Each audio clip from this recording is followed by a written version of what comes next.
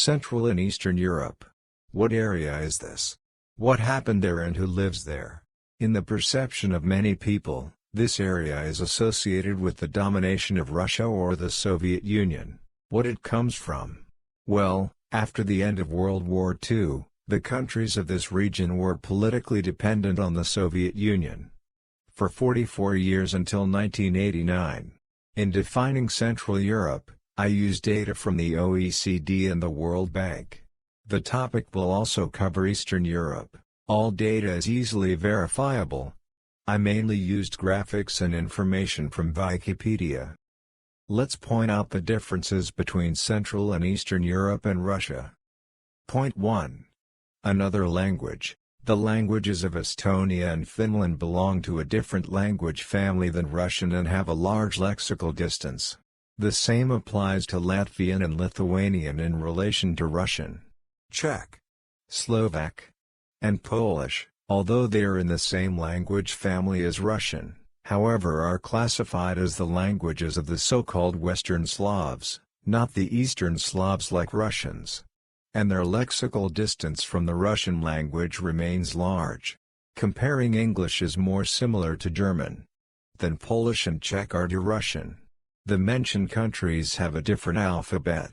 All mentioned countries use the Latin alphabet, and Russians use the Cyrillic alphabet. What is worth mentioning now, when we talk about Russia itself, we see that it is a conglomerate of many peoples and is inhabited by, among others, Chuvashes, Chechens and many Asian peoples. Russia is also the country where the most Muslims in Europe live. Their number is estimated at 14%. Other religion. In Russia, the dominant religion is officially Orthodox Christianity.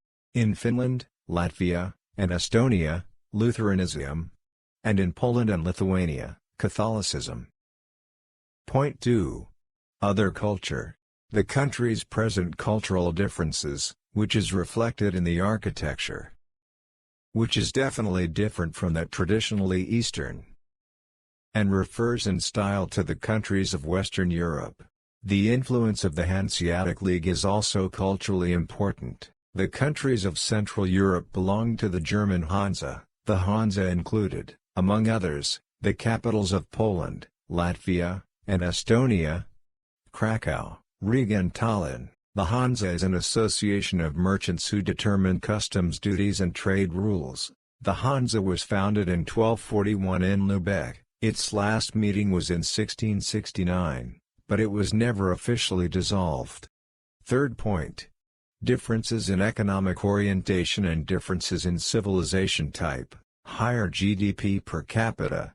Here I refer to official international data. Each of the Central European countries has a higher GDP per capita than Russia, comparing data from before 2022 and 2024. All mentioned countries have a lower Gini coefficient than Russia and therefore their societies are more equal, speaking about income. They also represent more complex developed exports, while the main goods exported from Russia are unprocessed raw materials. The above argument goes some way to explaining certain tendencies in the societies of the countries discussed. According to people, the societies of these countries are very pro-European Union, as indicated by polls. Apart from cultural differences, this is the result of a simple calculation that has nothing to do with aversion to Russian culture as such.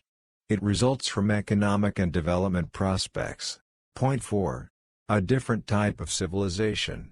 According to the classification, Russia is a Turanian civilization, and the countries of Central Europe are a Latin civilization. Point 5. Another story, the countries of Central and Eastern Europe are old state organisms. They were strong kingdoms in the Middle Ages and minted their own coins. They often have a history of statehood that is over 1,000 years old. The adoption of Christianity is generally considered to be the beginning of statehood. For example, the beginning of the Czech state 884. The beginning of the Polish state 966. Lithuanians were baptized in 1315, but the first mentions about Lithuania date back to 1009. 1225 to 1250 Christianization of Latvia and Estonia. As part of the Teutonic Order, The area of Latvia was conquered by the German Teutonic Order in the 13th century and Christianized. The country has a strong cultural influence from Germany and Scandinavia. The same applies to Estonia. 988, Baptism of Kievan Rus. Note: the video aims to indicate the cultural and ethnic richness of Central and Eastern Europe and explain the tendencies of these societies. The material has no political purposes and is educational, and all data is easily accessible and verifiable. Thank you for your attention.